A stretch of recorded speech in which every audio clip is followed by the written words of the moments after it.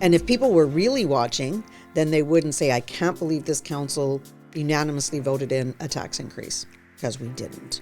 There was 3 outliers, myself, Andy McGrogan, and Mayor Clark. So be careful what you throw out, but you don't throw, it's that whole saying, don't throw the baby out with the bathwater. This episode of Bring Back the Porch, brought to you by Bernie Leahy, River Street Realty. Let's get you home.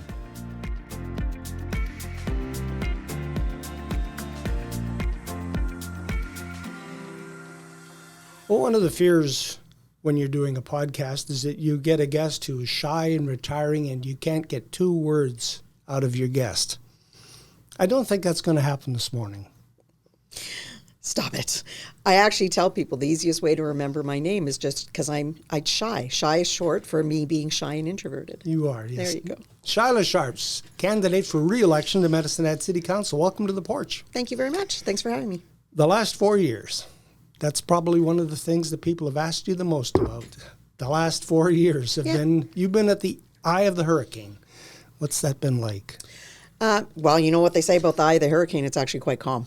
So, you know, I always tell people, ask us if you want to know about the last 4 years. Don't ask social media. Don't ask Facebook. Don't ask Instagram. And don't ask people that weren't there. Ask the 8 of us. And whether we agree or not, but you'll get the actual what happened. And, you know, I was having this conversation with somebody yesterday, and nothing against my council team and peers, but I said, let's look at it this way. I stand by the fact that during that August 21st day, I do believe there's a certain way to treat employees. That's it. And I called a point of order. At the end of the day, they could have found it. Get lost, Sharps. Like, you're an idiot. Like, we disagree. There was nothing wrong. But that's not what happened. The lawyer and the judge both found that stood. What went horribly wrong was the sanctions. So I always say this. So the sanctions got thrown and the guilty version still stood. So I guess I didn't do anything wrong. Mm-hmm. But, you know, some people are opposed to, well, you should be able to do what you want. And I said, we have to hold administration accountable. We don't have to humiliate them. And I don't ever believe that was her intention. I want to be really clear. I do not believe that was the mayor's intention. I don't believe that at all. What I do believe that is she was just so intense on doing what she was doing at that moment because she had figured something out. And that's where the communication comes in. It's hard to support when you didn't know. And I've said this out loud, retrospectively, I wish we would have had all that information, but we didn't. And that's not a blame at all. It's just what happens when you have 1 full-time person and 8 part-timers.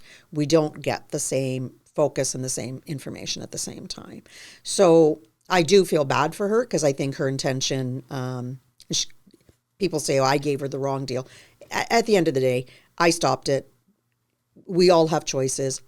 Sure, maybe I didn't stop it. Maybe she said sorry.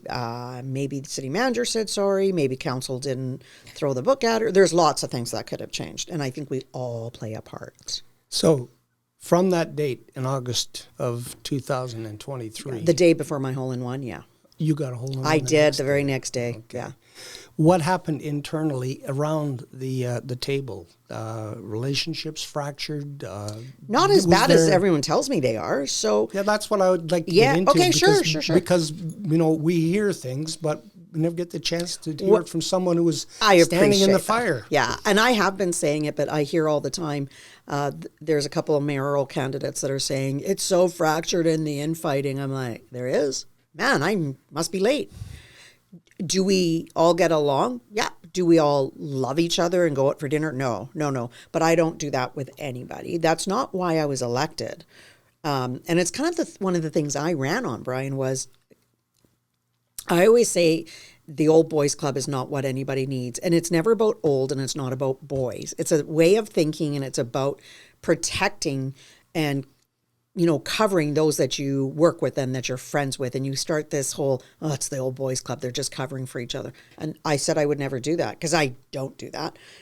So, but part of that is that going out drinking together. And so I don't do any of that because that's not what we're elected to do. We're elected to come to the table, work as a team to execute a the motions are on the table, but we should never be coming to that table as okay, we've discussed in the back room and here's what our vote is. That's awful. You as a citizen should know exactly how we got to a vote. And if people were really watching, then they wouldn't say, I can't believe this council unanimously voted in a tax increase, because we didn't. There was 3 outliers, myself, Andy McGrogan, and Mayor Clark. So be careful what you throw out, but you don't throw, it's that whole saying, don't throw the baby out with the bathwater. Right? Or the other sharing too is don't let the facts get in the way of a good story. Yeah, actually that's much better. I like that one. Yeah. Internally in City Hall, we also heard, and again, Sure. because you have a background in human resources, that it was not a very happy place to work the last couple of years, with the people being, the door revolving all the time from the top down. What was your... What's my take? Yeah. So I think 2 things, and I want to make them 2 different issues. So people were correlating the story they were writing about council with the facts that were happening at the City Hall. So they were then saying one was the instigator of the other. These just happened to be 2 different stories that were happening at the same time, except for there is some members of council that obviously dislike maybe the chief elected, which is unfortunate because she's one of the smartest people you'll ever meet, hands down. So get past your ego that just everybody there has got something that they're bringing to the table. However, now going back to your side, so there was this I've never seen the staff unhappier, and it's because of council. We have nothing to do with staff. So put the ownership where the accountability is, and maybe we can solve the problem. But that's like blaming, Studio on Second for the price of tea in China. One has nothing to do with the other. So let's not correlate it, because it's not correlated. I think when you start seeing from an HR perspective, you're watching people being walked out. Council was never informed of these, and administration doesn't feel like they need to inform us. Do I agree with that? No. Do I stand alone? There's not a majority for sure. Mm-hmm. And so that's part of it, right? You just go with the flow. But from an HR perspective, absolutely, that changes the tone of your client or your staffing. So you never know. There's always that uneasiness of, well, if that person didn't have progressive discipline, that means they can fire anybody at any time. And so that's the story that gets told, because that's the story that happened. Mm-hmm. So you can't minimize what these employees are feeling, because it's valid. Yeah. Yeah. Well, working in an environment where you're walking on eggshells, nobody gets the job done, and they don't get a job done right. No. And then what you end up seeing is that it is fractured. So I think there's some truth to the story of fracturing. It's just not at the right level. Okay. So who you hire in that top position is critical. And let me be clear, we're not talking about anybody here. Who you hire is critical, but how you manage is also critical. And, one of the things I will always suggest to the next council, and I'm going to be suggesting it to the acting city manager, is that the first thing the next council needs to do, on top of all the other mandatory training, is have HR training. Even if it's just, how do you manage an employee? Because you can have really good jobs and really good careers and never have the focused training you need to manage the top position. That needs to be done. So when you started 4 years ago, you came in as a rookie councillor. Sure. And did you learn anything about HR? You already had the background, but were there things inside of City Hall that you were doing that you maybe thought later, oh, gee, maybe I shouldn't have done that? No. No. Did you feel like you had the ability to go to a city employee and say, I want you to do this? No, we don't. And we don't have the authority or the right. So we only have one employee. Council can only go. So if I send an email to any of the city managers, normally I would CC council. After a while, I didn't, because I'm not sure who was that. Mm-hmm. I don't want to force interest, but we actually cannot go up to city employees. So if I want something done, if I have a question about something, I actually have to go right to the city manager. So there's a process. There is, and it goes, and then that person would usually allocate it to a managing director, and it's flowed down. It's a little bit, complicated. I would much prefer to see a process where it's director and above, or even managing director, where I can reach out and just CC the sitting manager. It just seems like the flow would be so much easier. But Yeah, because, people on the street say, well, I'm going to call my counselor because I've got a pothole on my street and I want it fixed and I want action now. Yeah. So, and you get an angry voter who That's calls okay. you up. And And the first thing I do is I show them online where to do that. And then I say, but I'm happy to take care of this one, but can I come over and can I show you how to do it? And I'll tell you, most people like, you'll come over? Like, yep. Yeah. Mm-hmm. Yep. You want me to come over? Because I'll come over. Yeah. So they're like, oh, okay. And so most people are so open to hearing that they had these solutions. So there's no point in saying, well, just go to this website and do this. I always say, I'm happy to take care of it, but can I show you how to do it going forward? Just in case I'm on vacation and you're going to get irritated if you can't get a hold of me. So has the improvement among the staff, the attitude among the staff improved in the last 2 years, or is it still? I think in the last 3 to 4 months, we've seen a bit of a change.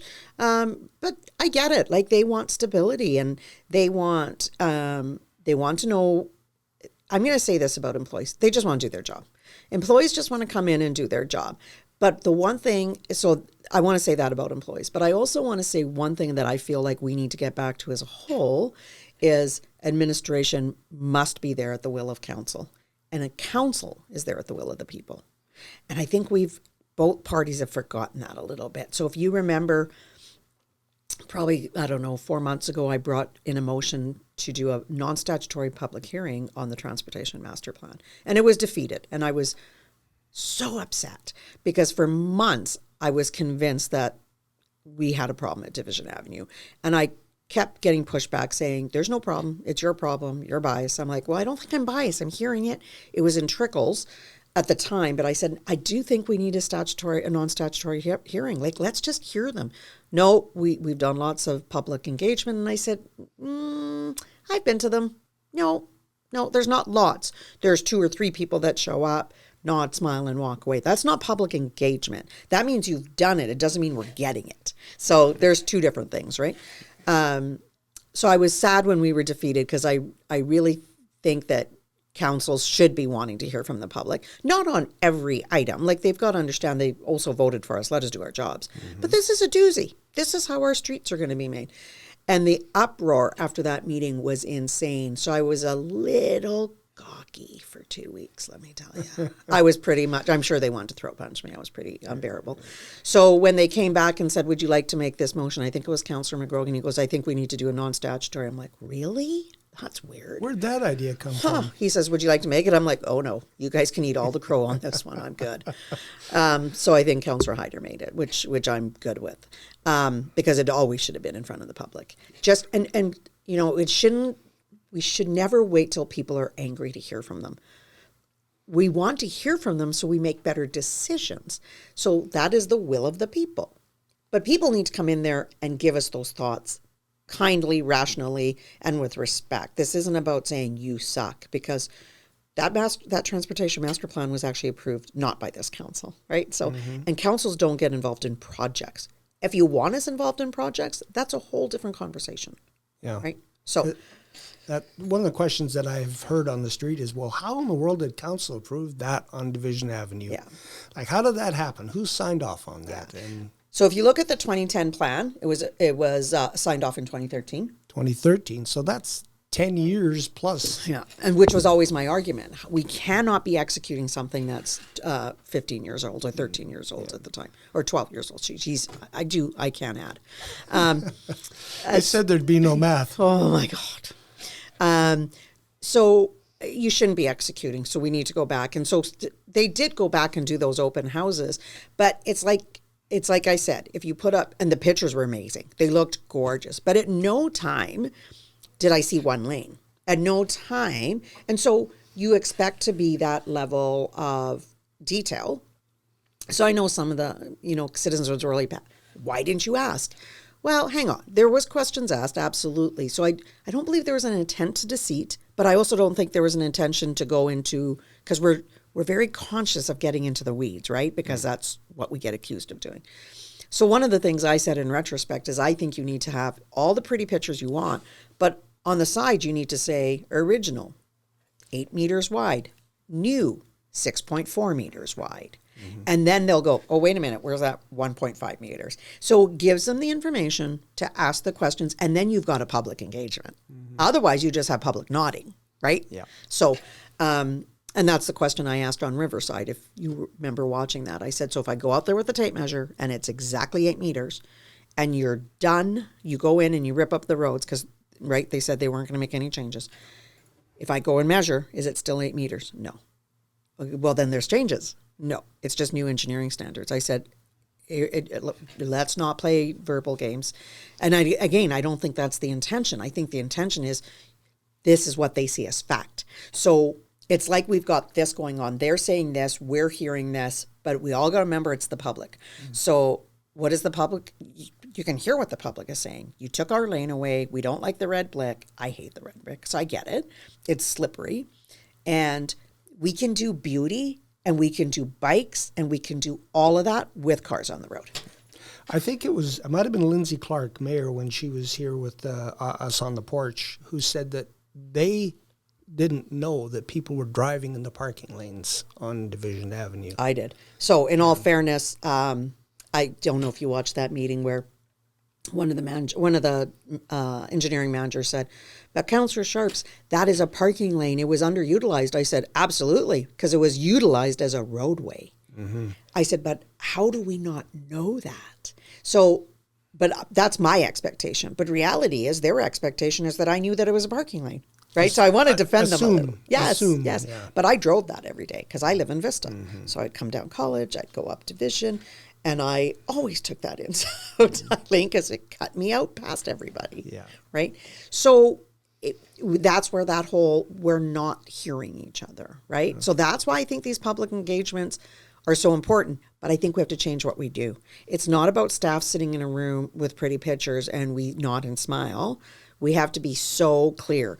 This is, an 8-inch tall glass of water with, not here's a glass of water and it's really a shot glass. Like let's be super clear. Yeah. And then maybe our engagement would have been different. The last 4 years, I'm not sure if I would have been on that council, if I would be asked myself to re-up for another 4 years. I might go running and screaming into the night, but you're not.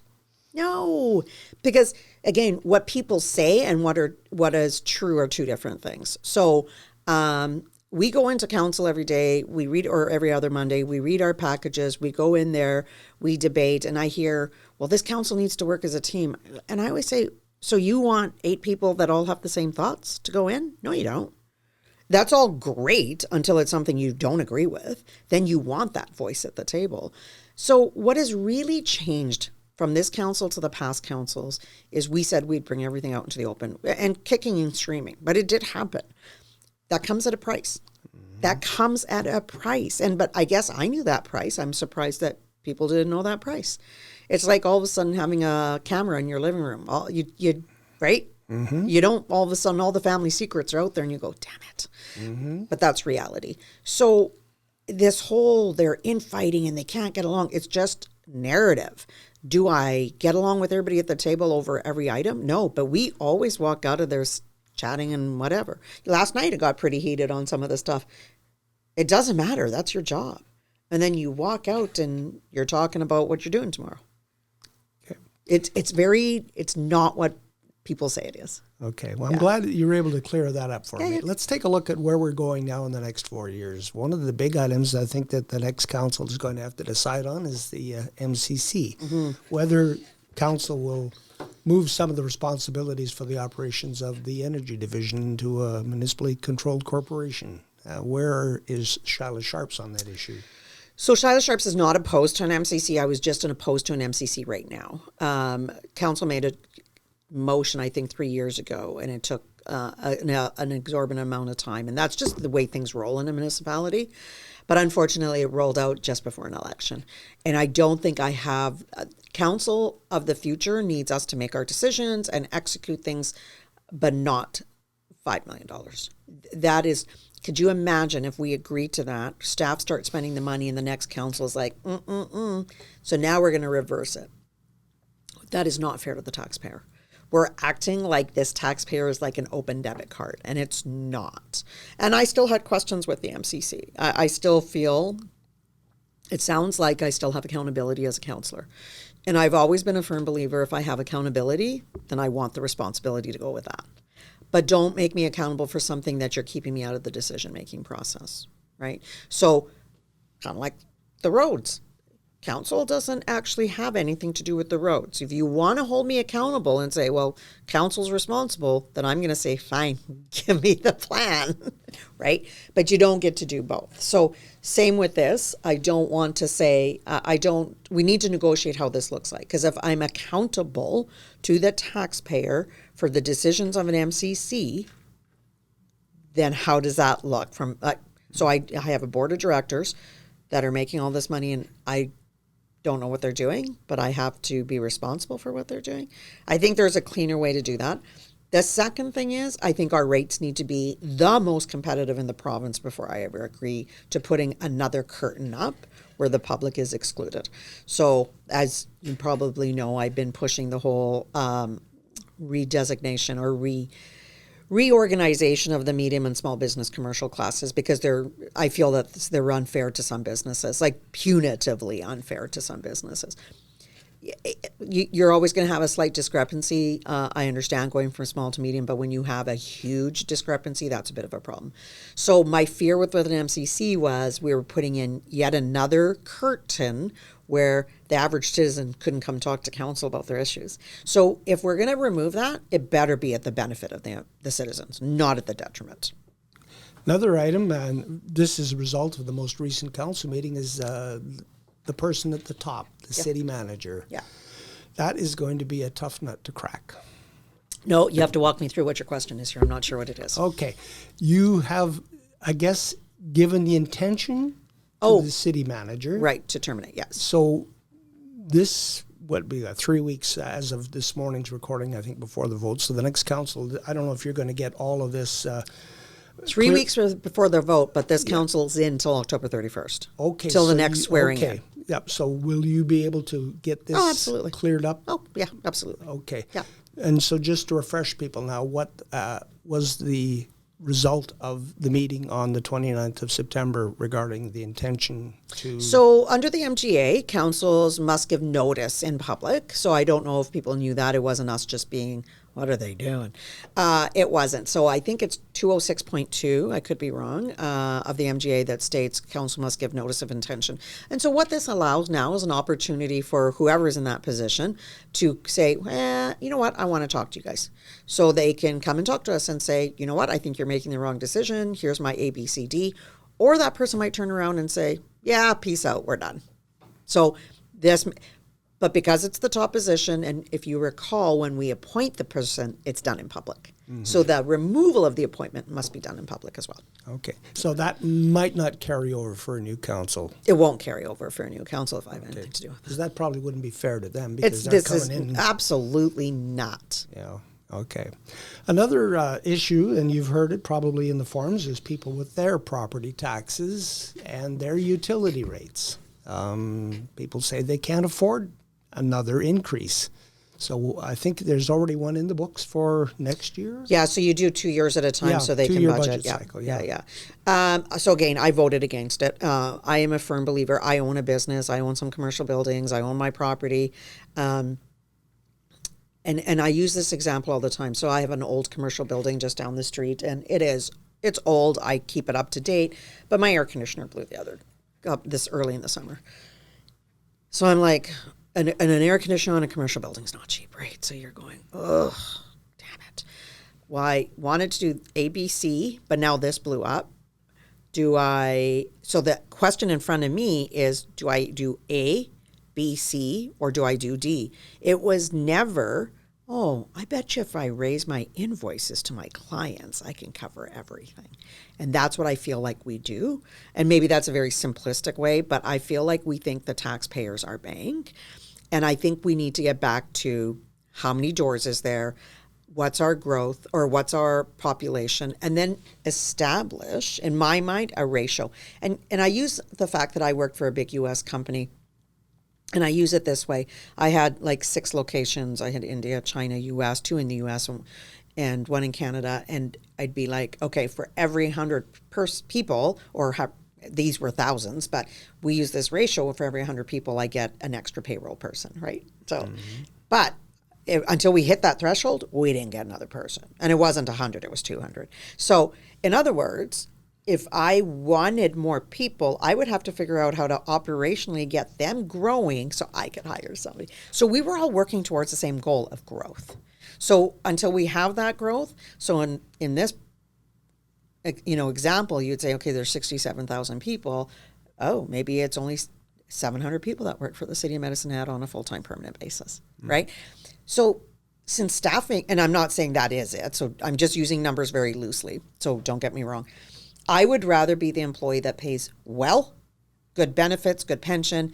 These people are taken care of, their mental health, their physical health, their families are good. They can go get the medication that they need, and they love to be at the City of Medicine Hat. I have never been a believer throwing more people at a job creates less work. It actually sometimes creates more, because now you've got so many different people doing the same thing. It actually creates redundancies and not an efficiency. So I think that, and I don't think you have to go lay off anybody either. I think that we just look at, okay, if we were to go with this methodology of 1 per every 90 people, what does that look like for staff? And then look at where we are and say, okay, well, how do we change that? Well, do we have a lot of consultants? Maybe this has nothing to do with staff, and it's the fact that we have 100 consultants. Why do we have 100 consultants if we have 900 staff? If we need that expertise, okay, then I have to question, then why do you have 3 staff in that area, right? So which is it? Or can it be balanced? But those are, and I don't know that I have the answers. What I'm saying is those are the questions. And those are the questions I feel council should be asking, but we're right now not asking because we're told that's not our purview. So that's not blame. And I'm saying let's be. If you're going to be the one that gives the money, ask the hard questions. Who told you it's not your purview?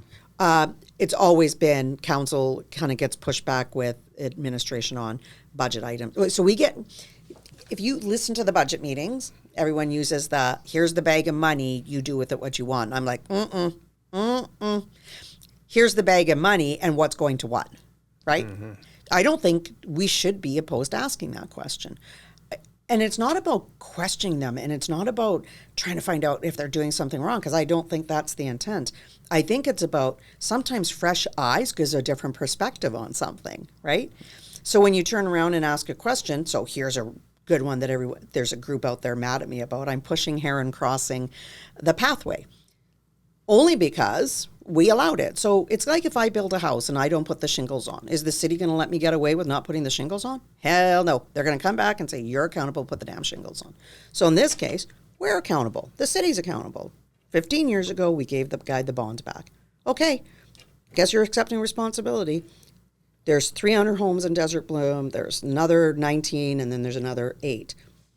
But there's human beings on those roads. That's the bottom line. So I'm not saying that should be the number one priority, but if we don't have a sidewalk here and we have a sidewalk here that just needs repair, let's get them in and then do repairs. We shouldn't be doing extensions, repairs, rebuilds until people have basic necessities, because we're charging them for all their necessities. They pay a tax rate based on having all those necessities. Yep. City has a history, too, of Ross Glen when it was developed, and all the finger parks didn't get developed by the developer, and the city ended up taking that over, too. So you have that in the background as well. So it shows that we should have probably known better. And again, that's not about blaming current staff. It's not about blaming anybody, but it's about taking accountability. And I feel like there's this real way of thinking out there that when you push accountability, they reverse that into blame. And it's not. It's accountability. So it's the same token if the safety guy shows up in my office and said, your tiles aren't on your roof. No one's going to give me a break, because that's their job to hold me accountable. But it's our job to hold them accountable. Okay. Economic development is another key issue in this election, and as I've said on many of these podcasts, it's sad because economic development has been an issue in every election that I have watched since 1978, so maybe we're not doing it right, I don't know. But economic development can grow your tax base, so then maybe then you have some leeway, wiggle room to do some of the other things that you want. So your thoughts on where we've been over the last 4 years and where you'd like to see it go in the next 4 years. Sure. Well, I will say that, first of all, nothing comes to fruition in the term that you're working on. So, and that's just reality. So anything that is happening in these past 4 years, you probably won't see for a little while, because there is some good things that they're working on. We're not going to see it in our lifetime. We were, not lifetime, sorry, in our tenure. We were hoping that it would, but, there's things not on our end at all that just stop that. I think that the upset over economic development is valid. It's just not being pointed in the right direction. So people, very simple. I think we need to make this more simple than it is. The community just wants to see some growth. But I always say, what is that growth that you want? Are you looking for 100,000 or are we happy at 80? What is it that you really, really want? And I think that's some conversations they need to have, because as you get 20 to 30,000 more people, guess what? That's apartment buildings. That apartment building you don't want in your neighborhood, that is going to be there. Those multifamily homes, those 8-plexes, that's all the stuff that we also hear you don't want. Well, you're going to have to put those in, because we only have so much land. So I always say to people, decide what it is you want before you say there's no growth, right? So now, growth industrial-wise, we will have to work with our partners, and that's going to take good relationships. Redcliffe, Cypress County, and Medicine Hat really worked hard in the last 4 years to work on our relationship, and now we do. We have a great relationship of trust. We're moving forward, and that is appealing to industry. It is not just about the city of Medicine Hat. Our time is getting short here, but the two other issues that I wanted to touch on quickly is the Samus Solar Project. Yes. Thumbs up, thumbs down. That is not as simple as it sounds. There's still not all the information's out in the public, and unfortunately won't, because there's some third party. So I can't answer that without breaking some third party confidentiality, but I will say there's way more to it. I will also say that from a person that wants more economic development, when you're talking big industry, you will always have the conversation of alternate sources of energy. There isn't one big organization or multi-level that is interested in coming into single source. They must. So the people that are opposed to solar, they need to understand that comes at a price. We will lose some of that bigger industry. Okay. And the other one that I wanted to get into was the Medicine Hat Exhibition and Stampede. They asked for money to help upgrade their facilities. What's the question? Sorry. Are you in favor or are you still on the fence? I've never been on the fence. I have an answer. So what you saw was pushback from administration to say, we want to take it back and do a little bit more deep dive, because this is taxpayer dollar. I get it. So council has said, okay, we'll make a motion to do that. Or we'll make a motion to go get a study that's relevant, because costs has changed as we keep going. I am not opposed to helping them at all. I'm not opposed to helping anybody if we have the funds to do it, especially if they're part of our vital economy. What I am opposed to doing is, so it's like me going to a bank and saying, I need a loan for $100,000. And they say, sure, what's your equity? I'm like, none. None. But I want it. Oh, that's adorable, Shila. What's your T4 say? 0. And they just stare. Come on. So everybody has to be part of the solution. So if you want 100,000, show, and I asked this in the very first meeting, tell me what the Stampede Board has done to raise money. And the answer was, I don't think we have at that point. So, okay, that's fine. I get that. What's the plan to raise money, and how much are you planning to come to the table with? Because if we're going to use taxpayer dollar to fund you, they're going to want to know those answers, and justly so. Shila Sharps, candidate for re-election to Medicine Hat City Council on October 20th. Thank you. Thank you.